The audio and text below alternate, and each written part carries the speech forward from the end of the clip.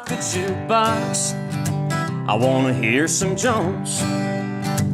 My heart ain't. On the evening of June 7th, 2025, the stage of the Grand Ole Opry bore witness to a defining moment in modern country music history. Under the iconic barn-shaped roof and the glow of century-old lights, 18-year-old John Foster stepped into the revered circle, a newcomer whose presence carried the gravitas of a seasoned legend. Hailing from the small bayou town of Addis, Louisiana, Foster had already captured national attention as the runner-up on season 23 of American Idol. But this debut at the Opry was different. It wasn't a competition, it was a coronation. For Foster, this wasn't just a stage, it was sacred ground, where his heroes once stood, and where dreams often begin or end. The young singer didn't simply perform that night, he declared his arrival. His deep, resonant baritone filled the historic venue with echoes of the past, even as it pointed toward the future of the genre. It was a performance that moved fans to tears and critics to take notice. Social media erupted with praise. The Opry's official channels called it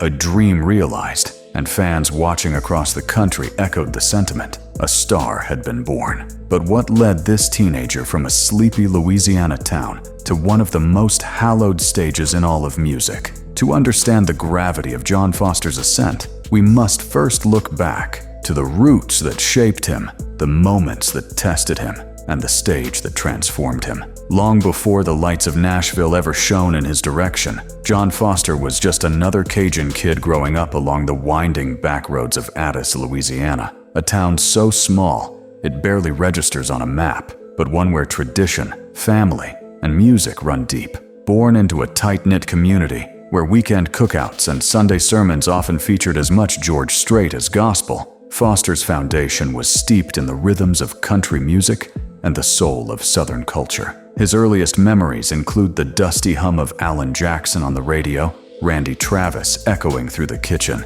and long drives down two-lane roads, with George Strait's voice as the only soundtrack. This wasn't background noise, it was an education. By the time he was a pre-teen, Foster wasn't just a fan of the golden era of country. He was a self-declared historian, obsessing over liner notes and memorizing the lineage of Nashville greats. His reverence for the genre's pioneers became more than admiration. It was a code he lived by. Friends recall a kid who could quote Don Williams lyrics with the same precision other boys saved for football stats. That deep respect for the genre's past would later inform every performance he gave, grounding his artistry in something both timeless and rare. In a world of polished pop country crossovers, John Foster was different. He didn't just want to sing country music. He wanted to preserve it, honor it, and pass it on. And though the road ahead would take him far from the swamps of Louisiana, it would never take Louisiana out of him.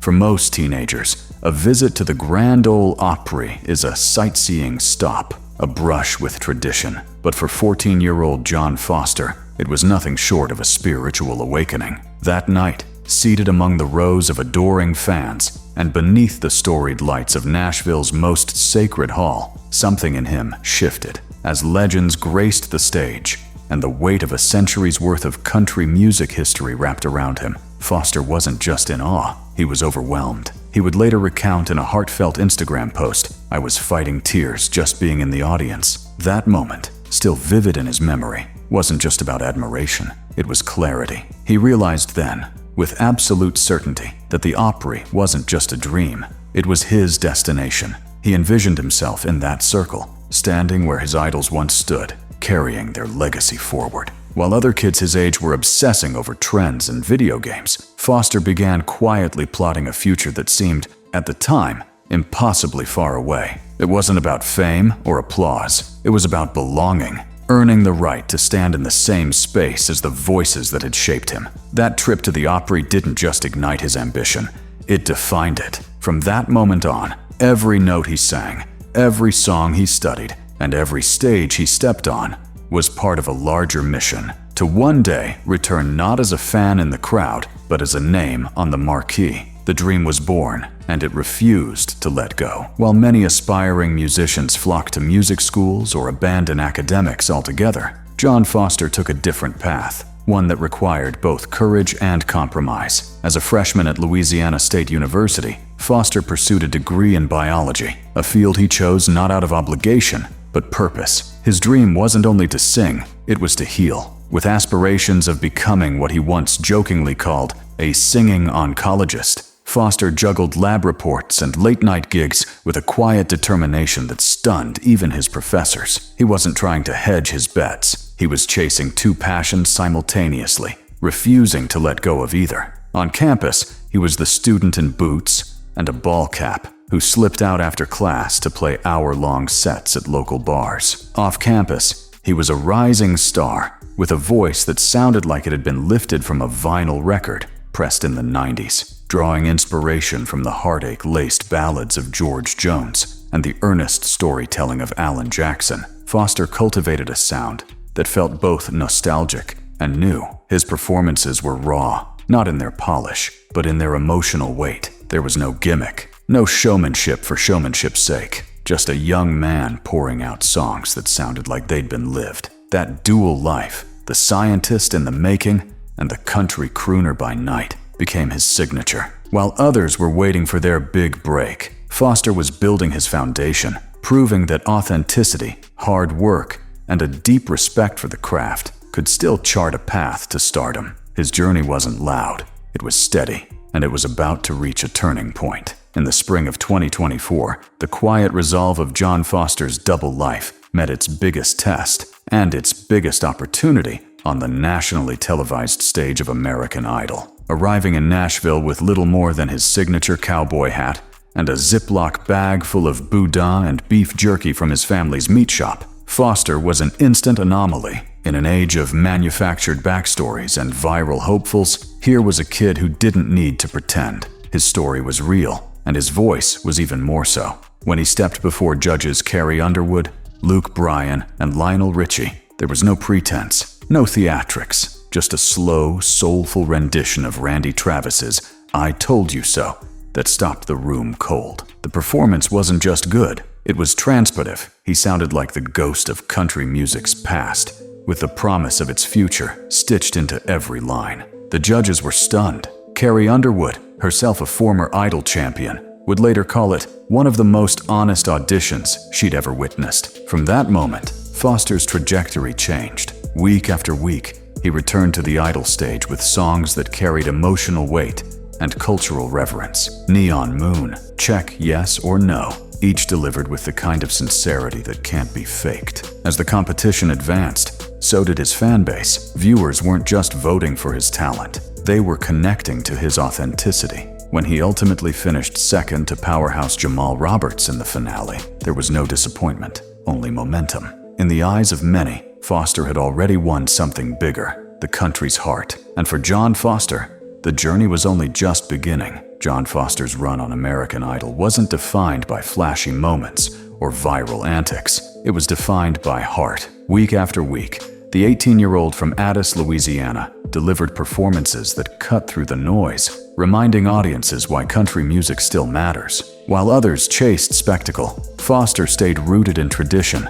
drawing on decades-old classics and singing them with the ache and wisdom of someone twice his age. Songs like Neon Moon and Check Yes or No weren't just nostalgic picks, they were declarations. They told the world who he was and who he aimed to be, a keeper of the genre's soul. And yet, what made his ascent so captivating wasn't just the voice, it was the humility behind it. Whether he was accepting praise from judges or fielding fan questions backstage, Foster remained grounded, often crediting his family, faith, and small-town values for keeping him centered. In a season filled with powerhouse vocalists and genre-bending acts, his quiet consistency became his superpower. Even in high-pressure duet rounds with stars like Bryan and Miranda Lambert, Foster never tried to outshine. He simply stood firm in his identity, delivering performances that felt lived in, not performed.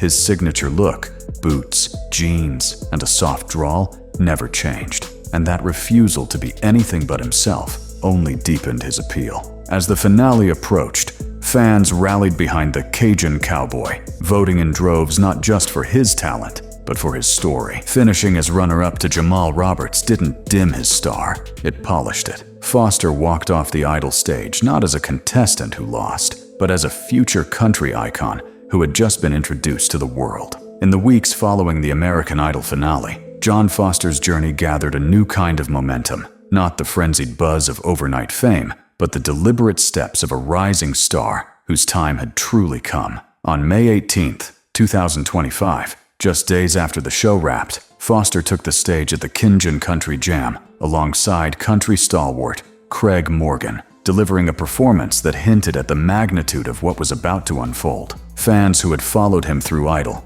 witnessed an artist who had only grown more confident, more assured, and more at home in his boots. But it was on May 24th that Foster dropped the news that would forever alter his path. In a humble but emotionally charged Instagram post, he announced that he'd been invited to debut at none other than the Grand Ole Opry, the very stage that had once brought him to tears as a boy. "This is my #1 dream," he wrote. "For making this a reality, I would like to express my gratitude to my followers, my family, and my faith." His words weren't just thankful, they were reverent. He understood the weight of what had been handed to him. The invitation wasn't just a performance slot, it was a rite of passage, extended as part of the Opry's historic 100th anniversary celebration. In that single announcement, Foster transitioned from up-and-comer to torchbearer. Social media lit up. Opry fans, Idol viewers, and fellow artists all responded with overwhelming support. The official Opry accounts welcomed him with open arms. "Dreams do come true. Hello, John Foster, and welcome to the family." The countdown was on, and country music was watching. The sacred circle was calling, and John Foster was ready to answer. On the night of June 7th, 2025, as the house lights dimmed and the signature red curtain drew back, John Foster walked onto the Grand Ole Opry stage, not as a hopeful, but as a herald of country music's future. Dressed in a crisp white blazer, classic denim jeans, and well-worn boots that spoke to his Louisiana roots, Foster approached the circle with a solemnity that betrayed his youth. The cowboy hat tipped low over his brow wasn't just for show. It was armor for the moment he had dreamed of since age 14. As the first chords of "Murder on Music Row" rang out, a haunting duet made famous by George Strait and Alan Jackson, the room fell into reverent silence. His choice to open with a song that laments the commercial dilution of country music wasn't accidental. It was a statement, a bold one. Foster wasn't here to follow trends. He was here to honor tradition. His rich baritone carried grit, sadness, and unwavering resolve, echoing off the hallowed walls with the kind of conviction that can't be coached. Then, as if guided by something greater, he closed his set with the gospel classic, "How Great Thou Art," a soaring, soul-stirring performance that earned him a thunderous standing ovation. The moment was spiritual, unforgettable. Between songs, Foster addressed the crowd with quiet emotion. "When I was a kid, I stood in this audience and dreamed of this moment," he said, his voice trembling. "The fact that I'm here in this circle, I'll never forget it." Online, viewers watching the live stream on Roku and Peacock echoed the sentiment. "John Foster just owned the Opry," one fan wrote. Another added, "His voice is pure country, and his heart's even purer." It wasn't just a performance, it was a passing of the torch. In that brief, extraordinary set, Foster didn't just join the lineage of legends, he reignited it. Behind the baritone and beneath the brim of his cowboy hat, John Foster is more than just a country singer. He's a young man with a mission. While his voice may echo the greats of Nashville's golden era, his aspirations stretch far beyond the stage. As a biology major at Louisiana State University, Foster continues to pursue a career in medicine, aspiring to one day become what he half-jokingly calls a singing oncologist. For him, music and medicine aren't separate paths. They're parallel callings born of the same desire: to heal, to connect, and to make a lasting difference. Even in the chaos of his newfound fame, Foster remains rooted in that dual purpose. After his Opry debut, he visited the Country Music Hall of Fame, not for photo ops or press coverage, but to reflect. The stories, the connection to real people, that's what makes country music so special, he shared on social media. It was a message that resonated with fans who had long sensed that Foster's appeal went deeper than stage presence. He sees himself as a storyteller, a preserver of authenticity in an industry often swept up in trends. And in an era when many artists chase reinvention, Foster stands out by staying grounded. His heroes are men who didn't just sing about life, they lived it. That's the tradition he's pledged to uphold. In the eyes of industry veterans and critics alike, he's more than a promising act, he's a necessary one. As one Nashville insider put it, Foster isn't just chasing the spotlight, he's carrying a torch. Whether it's through a hymn, a heartbreak ballad, or a late-night study session, John Foster continues to prove that purpose and passion can coexist. And in doing so, he's redefining what it means to be a country artist in the 21st century. As the final notes of "How Great Thou Art" faded into the rafters of the Grand Ole Opry, it became clear that John Foster wasn't just performing, he was arriving. That night didn't merely mark the realization of a lifelong dream, it marked the beginning of something far greater, a legacy in motion. Industry insiders have already dubbed him the real deal, a phrase tossed around often in country music, but rarely with this level of certainty. Carrie Underwood herself compared him to a young Dwight Yoakam with a Louisiana twist, and fans, many of whom voted him through each round of American Idol, see in Foster a rare combination of authenticity, humility, and generational talent. His Opry debut cemented that impression, but what makes Foster's story so compelling isn't just his voice or stage presence, it's the conviction with which he carries the genre's weight. In a landscape saturated with crossover ambitions and country pop hybrids, Foster is staking a claim for the traditionalists, the storytellers, and the soul-bearers. And yet, he's not stuck in the past. He's writing a new future from the roots up. "I'm still a country boy at heart," he told the Opry crowd with a modest grin, adding,